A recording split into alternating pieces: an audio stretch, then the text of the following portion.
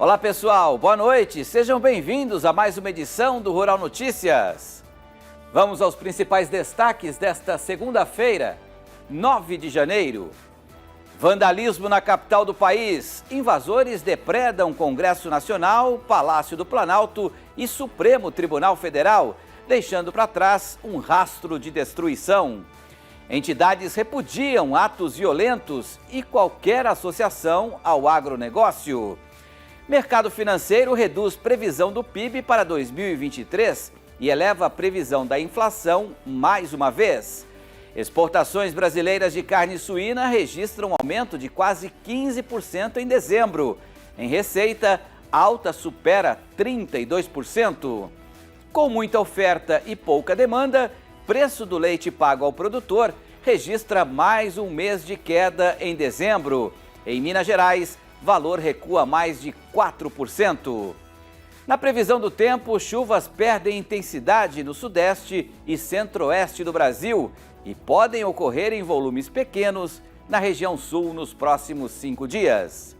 Tem também cotações, análises e muito mais. Continue com a gente. Rural Notícias começa agora.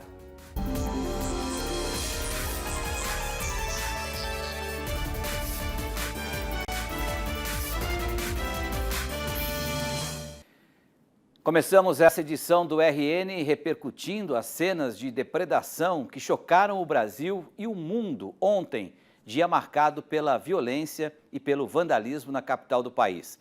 Manifestantes radicais invadiram o Congresso Nacional e o Palácio do Planalto e o Supremo Tribunal Federal, deixando para trás um rastro de destruição.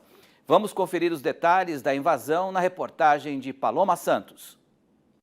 Os atos de vandalismo se espalharam pelas sedes do Legislativo, do Executivo e do Judiciário. Vidraças, móveis, documentos, computadores, obras de arte e outros itens foram destruídos. Também foi registrado o furto de peças de valor e de armas. As invasões culminaram com a exoneração do secretário de Segurança Pública do Distrito Federal, Anderson Torres, com a publicação de um decreto de intervenção federal e também com o afastamento do governador do DF, Ibanez Rocha.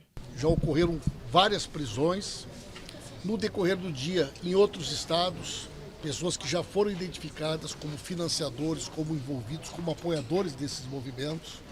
Também sofrerão as consequências dos atos que praticaram. E essa é uma demonstração que nós vamos dar para a sociedade. Não será mais tolerado qualquer tipo de conduta que atente contra a democracia. Até agora, cerca de 1.500 pessoas foram presas, a grande maioria integrantes do acampamento montado em frente ao QG do Exército. Muitos ainda permanecem na carceragem da Polícia Civil e da Polícia Federal à disposição da Justiça. O trabalho de limpeza já começou em toda a esplanada dos ministérios, que segue interditada.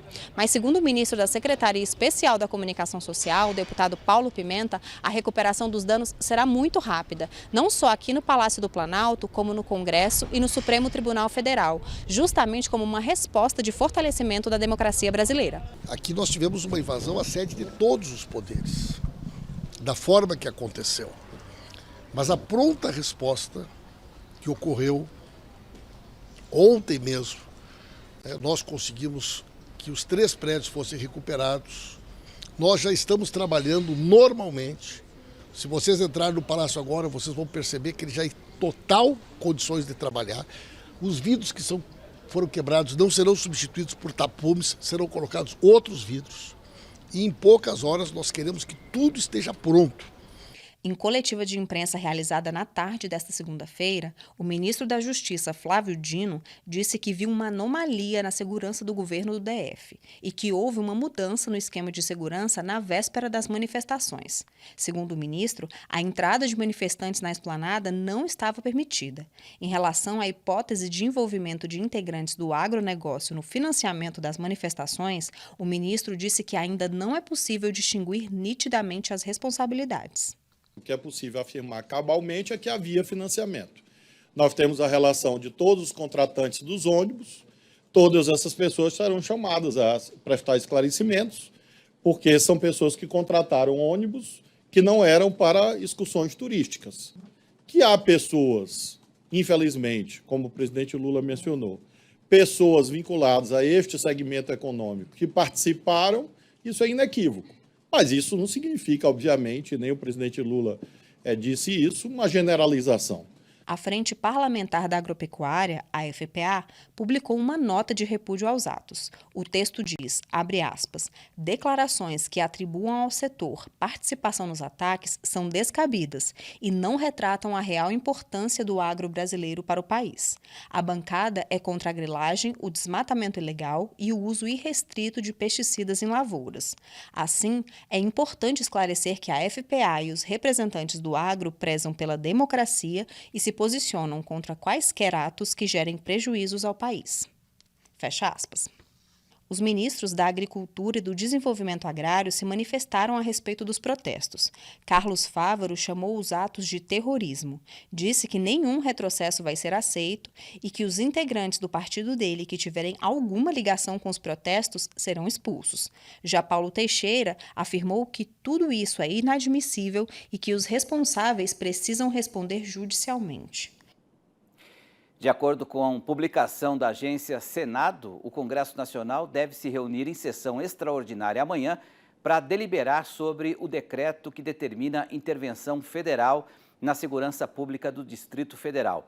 Conforme você conferiu anteriormente, norma foi assinada ontem pelo presidente da República, Luiz Inácio Lula da Silva, após a invasão dos edifícios sede em Brasília. A intervenção federal está prevista no artigo 34 da Constituição Federal para, abre aspas, por termo a grave comprometimento da ordem pública e garantir o livre exercício de qualquer dos poderes nas unidades da federação, fecha aspas. Ainda nesta edição, traremos as repercussões de entidades do agronegócio sobre as invasões em Brasília. Diante desses atos, nas sedes dos três poderes, gostaria de pedir análise do sociólogo e cientista político da ESPM, o Gabriel Rossi. Está aqui conosco o Gabriel. Seja muito bem-vindo, Gabriel, aqui no Rural Notícias. Dá para dizer que esses ataques foram planejados? Tudo indica que toda essa organização começou nas redes sociais, mas também são pelas redes que a polícia tem conseguido identificar os responsáveis. E é possível, dessa maneira, traçar aí um paralelo? Boa noite, é um prazer tê-lo aqui, Gabriel. Catherine, boa noite, muito obrigado. Sim, né, já vem sendo organizado faz tempo. Né, esse pessoal tem uma capacidade de aglutinação nas redes sociais, nos aplicativos. E também, claro, tem gente financiando tudo isso. Então, é difícil dizer isso, mas era uma tragédia já anunciada. Né, são pessoas que não se conformam com o processo de coordenamento democrático e tentam subverter, de alguma forma, o nosso modo de vida, como nós escolhemos nos organizar enquanto sociedade. De fato, uma barbárie, algo lamentável, talvez não, com toda certeza, o momento mais triste desde a redemocratização do Brasil. E a gente precisa ficar alerta e entender bem esse fenômeno para que não mais aconteça. E o que esses atos representam, de fato, para a democracia? Você vê algum paralelo com o que aconteceu na invasão do Capitólio, no dia 6 de janeiro, lá nos Estados Unidos, depois que o Donald Trump perdeu a eleição? Pela perspectiva de um sociólogo, isso mostra, primeiro, uma polarização doentia no Brasil, né, que muitos, inclusive líderes eleitos, capitalizam nessa polarização de forma irresponsável. Tem uma questão simbólica também, né, Catherine? Quando você entra num Congresso, quando você entra no Supremo, pega o original da Constituição, joga no chão, né? Isso tudo passa uma mensagem muito difícil para a sociedade brasileira, para os nossos valores mais caros. E sim, há paralelos. Né? Em boa parte do mundo, há uma crise de legitimidade da democracia representativa e, principalmente, a extrema-direita se aproveita disso. E há uma rede mundial, e o Brasil está incluso nessa rede. Eles entenderam as redes sociais antes de qualquer manifestação política, entenderam esses algoritmos, alimentam esses algoritmos, e agora as pessoas estão em bolhas, né, recebendo as notícias mais estapafúrdias, e a narrativa vale mais do que a verdade. São vieses de confirmação, né? Simplesmente para contar uma história, né? Simplesmente para validar uma ideia. E aí a gente vê o que aconteceu, né? As pessoas não enlouqueceram à toa também. E, de fato, nós tivemos também, por 4 anos, né, líderes irresponsáveis que fraturaram a democracia por dentro dela. Agora, Né? Gabriel, obviamente, né, o que você imagina que precisa acontecer para que o atual governo tenha condições tranquilas de governar os próximos 4 anos num cenário, como você destacou aí, muito polarizado, né? Porque, de um lado, temos realmente manifestantes radicais que têm que ser condenados pelas atitudes que tomaram, mas temos também metade, quase 49% da população que não votou no Lula, né, e que, de repente, vai fazer uma oposição também ferrenha a esse governo. O que precisaria acontecer para que a gente possa ter tranquilidade, né, se é que essa palavra seja possível nos próximos 4 anos? Excelente colocação, Petri. Metade do Brasil não votou no Lula, e quem está no campo democrático tem todo o direito disso. A democracia é feita também de opiniões divergentes. Primeiramente, os 3 poderes precisam ter mais harmonia, né? Jogarem junto pela democracia. O executivo, né, não afetar a democracia de maneira silenciosa, os nossos parlamentares também terem mais responsabilidade, não incitarem a polarização, e também, claro, é preciso dizer, o próprio Supremo precisa agora falar mais nos autos, não ser tão midiático. Essa é a primeira questão. Existe uma oportunidade aí também, né, de a gente ter mais harmonia dos poderes. E eu vejo aí, politicamente falando, a direita liberal, a centro-direita, precisa tomar o seu lugar, porque ela tem representantes. Boa parte do Brasil acredita nas suas ideias, porque a gente está vendo os extremistas pegarem a ideia da direita e fazerem o que fizeram. E, necessariamente, isso não é direita. Como que você vai ser direita indo contra as instituições, destruindo coisas que resistiram ao tempo? Então, a centro-direita também precisa ter um líder, precisa assumir o seu lugar e se colocar politicamente. Eu vejo que é uma oportunidade muito forte de verdadeiramente nos unirmos pela democracia. E veja bem, democracia significa também opiniões divergentes, mas é no campo democrático, é respeitar aquilo que nos faz sociedade brasileira. Perfeito.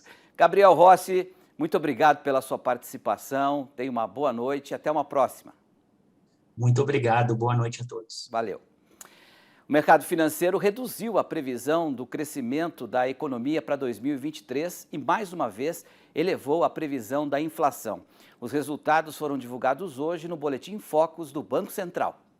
A previsão do mercado financeiro para o Índice Nacional de Preços ao Consumidor Amplo, o IPCA, considerada a inflação oficial do país para 2023, foi elevada de 5,31% para 5,36%. Para 2024, as projeções de inflação apontam para 3,7%. Em relação ao crescimento do Produto Interno Bruto, o PIB, que é a soma de todos os bens produzidos no país, a expectativa é reduzida de 0,80% para 0,78% em 2023. Para 2024, o mercado financeiro manteve estável a previsão de crescimento da economia em 1,5%.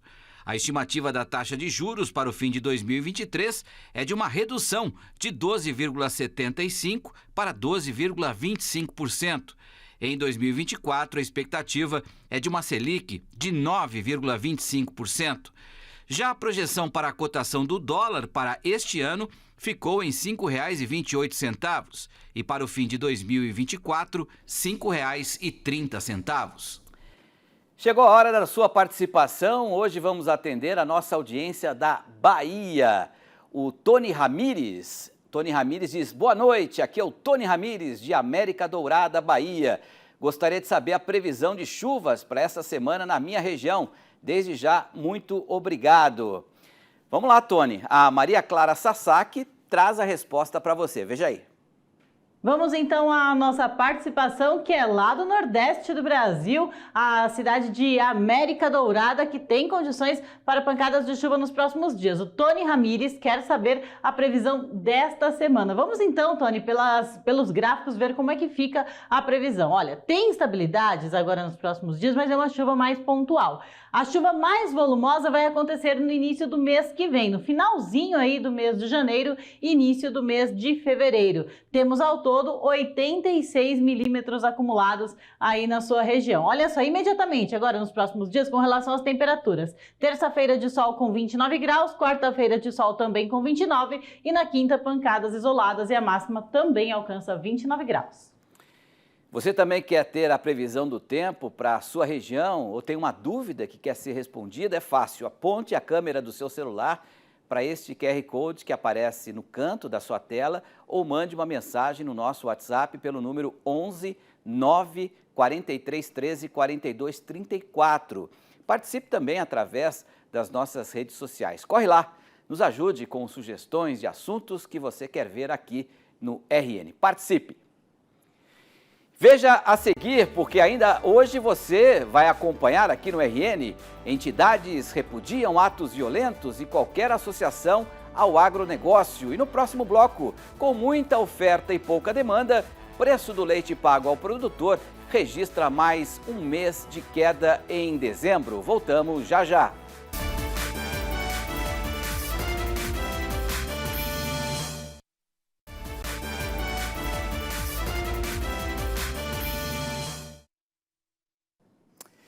De volta com o RN, nesse momento Lula está reunido com governadores para discutir os ataques ocorridos. Vamos conferir nesse momento o que está acontecendo nesse instante.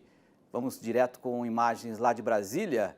Aí está a reunião do Lula. Nesse momento está falando Celina Leão, que é a governadora interina agora do Distrito Federal, depois do afastamento pelo STF do governador Ibanez Rocha. Vamos ouvir um trecho. Salve a rainha ou salve-se quem puder. A rainha é a nossa Constituição e ela preserva a nossa democracia. Então contem comigo, estou à disposição de todos vocês. Muito obrigado. Aí, Portanto, a Celina Leão, que é a governadora em exercício do Distrito Federal. Voltando aqui para mim, vamos falar do mercado financeiro, né? O mercado que hoje apresentou muita volatilidade. O Ibovespa, por exemplo, principal índice da Bolsa de Valores, chegou a cair quase 1% na mínima do dia, mas conseguiu se recuperar levemente após as reações dos três poderes para conter os ataques. O Ibovespa começou a semana, portanto, com uma alta discreta, né, de 0,15% aos 109.130 pontos. E o dólar registrou alta, mas dentro de um normal, né, 0,41%, a moeda americana cotada a R$ 5,25 mais 7. Bom, o Miguel Daúde já está aqui conosco para analisar agora esse cenário econômico. Para você é uma surpresa, Daúde, essa aparente tranquilidade no mercado financeiro depois de tudo que a gente viu ontem em Brasília? Eu queria que você falasse também sobre a tendência de inflação mais alta e de um PIB menor, né, que foi do mercado financeiro aí para 2023. O que isso representa para o agro este ano, hein, Daúde? Boa noite. Boa noite, Petri. Boa noite a todos. Pois é, Petri, foi de estranhar ontem à noite mesmo. Algumas agências de notícias, analistas já diziam que a Bolsa hoje abriria numa situação de queda, alta do dólar, muito forte. E, no entanto, houve uma surpresa, né? Mas vamos explicar por que isso ocorre. O mercado financeiro ele trabalha muito com expectativa. O que mais ajudou, né, as taxas de juros a se elevarem hoje, uma preocupação com o Boletim Focus, que dá um aumento, né, da inflação, isso tudo teve, no dia de hoje, mais importância do que ocorreu ontem em Brasília. Mas não foi grave, nossa, foi gravíssimo, né? Esse crime, né, que o país sofreu, um ataque brutal ao símbolo dos poderes, né? A democracia ela está sustentada nos três poderes, que é o legislativo, o judiciário, né, e o executivo, foram brutalmente atacados. Então, isso, sem dúvida nenhuma, mexe muito com a imagem do Brasil. Mas o que o mercado está olhando? Bom, houve um consenso de tirar os manifestantes da porta dos quartéis, houve um consenso tanto do legislativo, né, que vinha se mantendo um pouco equidistante do que vinha acontecendo, como quem quer dizer, eu não tenho nada com isso é problema do executivo e do judiciário. Então, o evento de ontem fez com que o Supremo, né, o Tribunal Federal, o executivo, evidentemente, e o legislativo se unissem. Tanto que você mostrou aí, Petri, a reunião dos governadores, todos os governadores estão ali presentes, inclusive a nova governadora do Distrito Federal também presente. Então, mostra que o Brasil vai ter uma unidade entre os poderes e isso pode, sem dúvida nenhuma, facilitar muito decisões econômicas, decisões de ajuste e afastar de uma vez por todas essa possibilidade, né, de ato. Eu não vou aqui dizer que terminou, não vai acontecer mais. Não é bem assim. Eu acho que existe uma parte da população insatisfeita e não se justifica, né, o que foi feito ontem. É um absurdo você atacar os três poderes. Mas, diante desse cenário, vamos ter aí, talvez, um cenário de começa a se organizar a nossa economia. Daudi, só me dá um minutinho, que acaba de chegar aqui uma reportagem sobre a repercussão das entidades do agronegócio sobre o que aconteceu em Brasília. Eu queria que você também comentasse a posição dessas principais entidades. Então, o setor produtivo tem se manifestado contra o ataque aos três poderes. As entidades que se pronunciaram até o fechamento desta edição negaram qualquer relação com os atos de vandalismo. Acompanhe.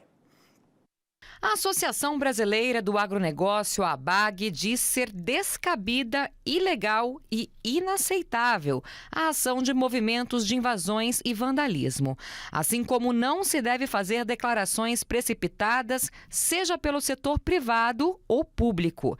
A ABAG afirmou ainda que o agronegócio é defensor de soluções que levem à paz. A CONAB, a Companhia Nacional de Abastecimento, diz repudiar qualquer ato violento e antidemocrático, como os ocorridos em Brasília. A entidade reforçou o apoio às autoridades e afirmou esperar que os responsáveis sejam condenados pelo vandalismo provocado na esplanada dos ministérios. A União da Indústria de Cana-de-Açúcar e Bioenergia afirmou que nada justifica os atos de vandalismo e desrespeito institucional realizados neste domingo e disse que, neste momento, o Brasil precisa de comprometimento não só de seu povo, mas de todos os setores da economia para garantirmos a estabilidade do país e de seu bem comum. Para a Associação dos Produtores de Biocombustíveis do Brasil, a APROBio, os atos são inacreditáveis e inaceitáveis e precisam ser investigados a fundo, de modo a encontrar e punir os verdadeiros culpados, de forma que não paire sobre setores inocentes qualquer desconfiança. A ABIOV, a Associação Brasileira das Indústrias de Óleos Vegetais, também cobrou punição aos envolvidos. Em uma rede social, a entidade repudiou as manifestações violentas que culminaram em vandalismo e falou da urgência em identificar os criminosos para puni-los com rigor legal. A Associação Brasileira dos Criadores de Zebu também repudiou os atos de vandalismo e ressaltou que o agronegócio sério atua em harmonia com a sustentabilidade e não apoia e muito menos estimula atos de violência como os registrados nos três poderes. A empresa brasileira de pesquisa agropecuária, Embrapa, também mostrou repúdio aos atos antidemocráticos e declarou apoio incondicional às autoridades na restauração da ordem, na garantia do Estado democrático de direito e no fortalecimento do papel do Brasil como nação livre, pacífica e defensora dos marcos civilizatórios constitucionais. A Associação Brasileira de Proteína Animal, a BPA, destacou a convicção de toda a agroindústria produtora de alimentos na preservação do Estado democrático e afirmou que atos violentos são criminosos e devem ser punidos com todo o rigor da lei. A Associação Nacional das Indústrias Processadoras de Cacau também se manifestou contra as ações violentas deste domingo em Brasília e lembrou que a democracia e as instituições democráticas são o maior bem da sociedade e não é admissível que uma minoria se sinta no direito de atentar contra o Estado democrático e o governo legitimamente constituído. A FAMATO, Federação de Agricultura e Pecuária do Estado de Mato Grosso, reafirmou apoio a toda manifestação pacífica e dentro dos princípios democráticos, mas que atos de depredação jamais terão o aval do segmento. Em nota de repúdio, a Associação dos Produtores de Soja e Milho de Mato Grosso diz prezar pelo cumprimento das leis e da Constituição. A entidade defende a liberdade de pensamento e a manifestação pacífica, mas não concorda com a invasão e depredação de propriedade. A ProSoja destacou ainda a importância do agro brasileiro no desenvolvimento do Brasil e afirmou que declarações que atribuam ao setor participação nos ataques são descabidas e não retratam a real importância do segmento. A Federação da Agricultura e Pecuária do Estado de Minas Gerais, a FAENG, se posicionou contra as declarações que associam o agronegócio às invasões ocorridas em Brasília e diz defender a necessidade de apuração rigorosa dos fatos e punição dos envolvidos. A FAENG lembra que, historicamente, os produtores rurais manifestam-se de forma pacífica e jamais com atos de quebradeira e reforça que não se silenciará diante de ataques aos produtores. Miguel Daoud, um minutinho aí para você amarrar esse assunto, essa extensa lista, né, de manifestações das entidades. E o que você achou da declaração do Lula ontem em Araraquara, dizendo que poderia ter gente do agronegócio envolvido nessas manifestações? Bom, Petri, eu fui atrás dessa informação, né? E há informações que eu confirmo, né, que tem, de que boa parte, né, parte dessas pessoas que estavam ali em Brasília foram ali mandadas por entidades rurais. Eu não acredito nisso, né? Eu gostei muito do comunicado da ProSoja, em que ela não aceita, eu acho que não se deve aceitar você dar aos produtores rurais responsabilidades que eles não têm. É evidente que deve ter, não tenha dúvida, né? É uma categoria que está insatisfeita, mas não majoritariamente. Os produtores rurais, eles fazem parte da sociedade, como um todo, toda a sociedade que cometeu, né, essa atrocidade, essas pessoas, você pode ter gente dos diversos segmentos da sociedade. Então, portanto, nós temos que entender que foi um crime grave e que produtor rural, que eu particularmente conheço muito, não tem na sua índole essa forma de agir. Eles são muito críticos, mas não tem na sua índole a forma de atacar e descumprir a lei. Agora, é evidente que deve ter alguém, mas eu só gostaria, Petro, para encerrar, que me chamou muita atenção nessa relação aí das entidades foi a falta da CNA, da Confederação Nacional da Agricultura, que não se manifestou, ou se manifestou por esse tempo, que ela é o órgão maior da agricultura, que acho que todos esperam um posicionamento dela em relação ao que aconteceu ontem em Brasília. A gente pediu essa nota da CNA, mas o pessoal está em recesso ainda e não nos enviaram nada. Daoud, obrigado. E é realmente importante separar os manifestantes dos vândalos, né? Nem todo mundo estava em Brasília. Isso é muito importante. Estava ali para destruir as coisas, mas quem destruiu tem que ser realmente punido. Obrigado, Daoud. Boa noite e até amanhã. Até amanhã. Boa noite. Valeu. No próximo bloco, você confere o fechamento das principais commodities e ainda exportações brasileiras de carne suína registram um aumento de quase 15% em dezembro. A gente volta já.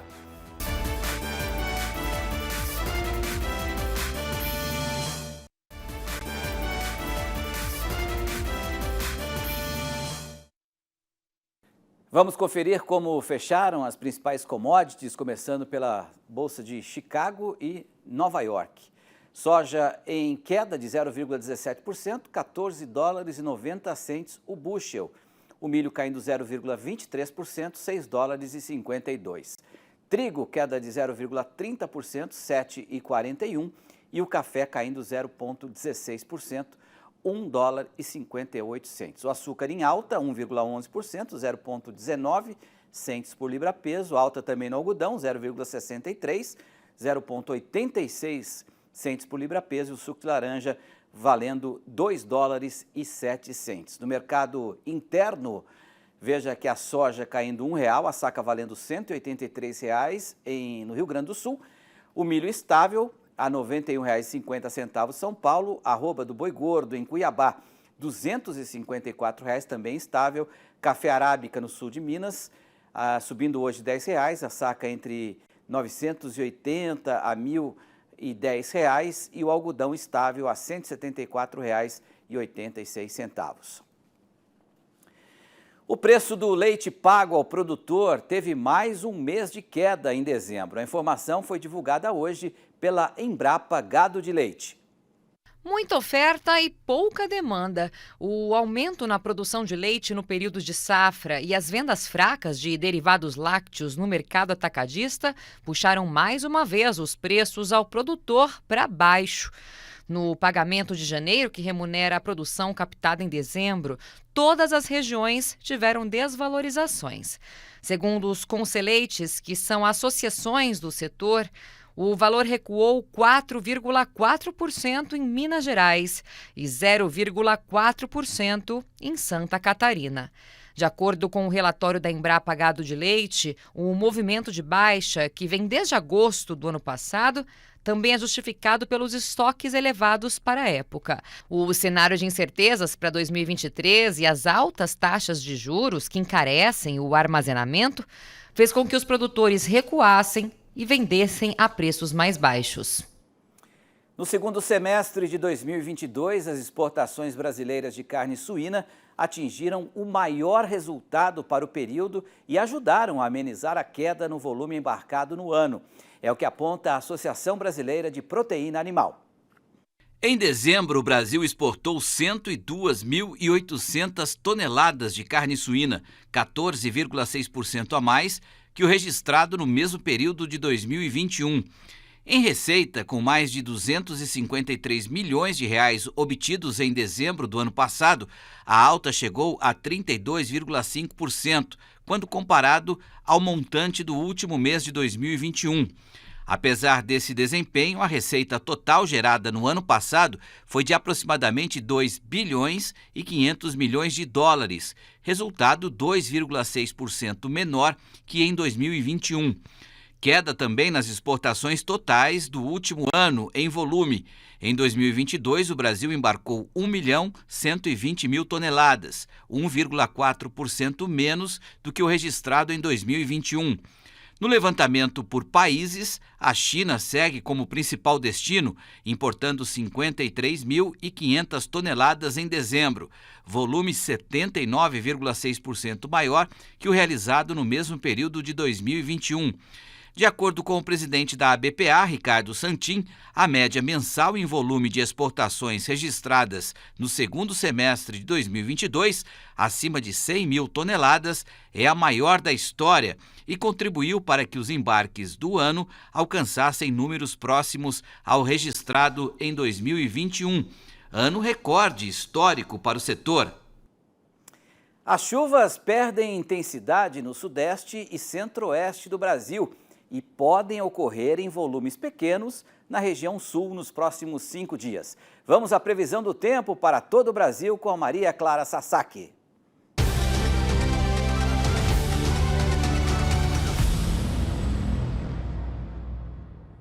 Por causa do corredor de umidade, a ZACA, Zona de Convergência do Atlântico Sul, choveu bastante nos últimos dias entre o sudeste e a região centro-oeste do Brasil. Mas agora, pelas imagens de satélite mesmo, a gente já consegue ver que a configuração aqui do corredor de umidade está se desfazendo, as nuvens carregadas estão mais espalhadas e a tendência é que o volume de chuva perca intensidade ao longo dos próximos dias. Olha só os índices de água no solo, toda a região aqui está com elevados volumes acumulados de água disponível no solo, entre 90% e 100%, ou seja, solo bastante saturado, principalmente em Minas Gerais, Goiás e interior de Mato Grosso. Áreas aqui do Centro-Oeste, apenas em uma pequena região de Mato Grosso do Sul e do estado de Mato Grosso é que tem pouca água disponível no solo, assim como o Rio Grande do Sul, que não choveu nos últimos dias, não tivemos chuvas agrícolas registradas no estado do Rio Grande do Sul. Para os próximos 5 dias, a gente vê que já não tem mais aquela mancha escura entre o Sudeste e o Centro-Oeste do Brasil. Isso é indicativo de poucas instabilidades ao longo desta semana, pancadas de 30 a 50 milímetros entre áreas do Sudeste e também do Centro-Oeste do Brasil.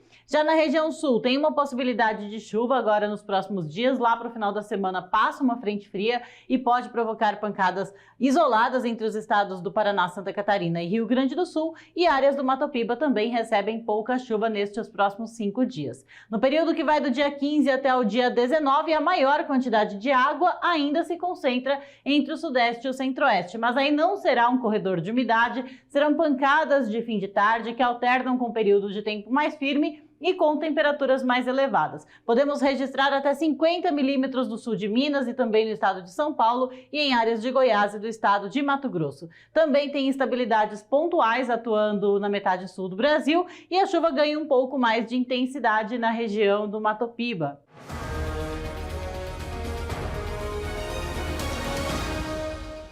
A colheita da safra brasileira de soja 2022-2023 já ocorre nas primeiras áreas dos estados de Mato Grosso e Rondônia, mas o ritmo ainda é lento por causa da umidade. A avaliação é do levantamento da AG Rural, que estima que 0,04% da área brasileira de soja estava colhida até a última quinta-feira, em comparação com 0,2% no mesmo período do ano passado, quando as colheitadeiras já estavam em trabalho também no Paraná.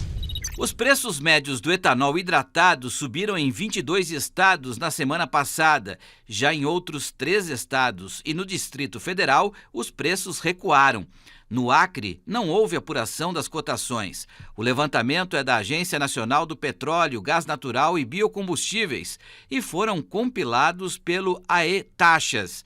Nos postos pesquisados pela ANP em todo o país, o preço médio do etanol subiu 3,62% na semana em relação à anterior, de R$ 3,87 para R$ 4,01 o litro.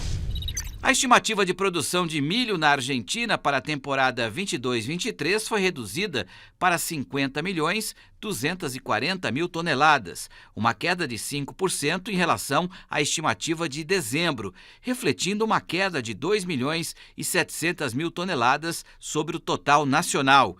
Na safra anterior, a produção havia atingido mais de 50 milhões de toneladas, segundo informações da consultoria Safras e Mercado.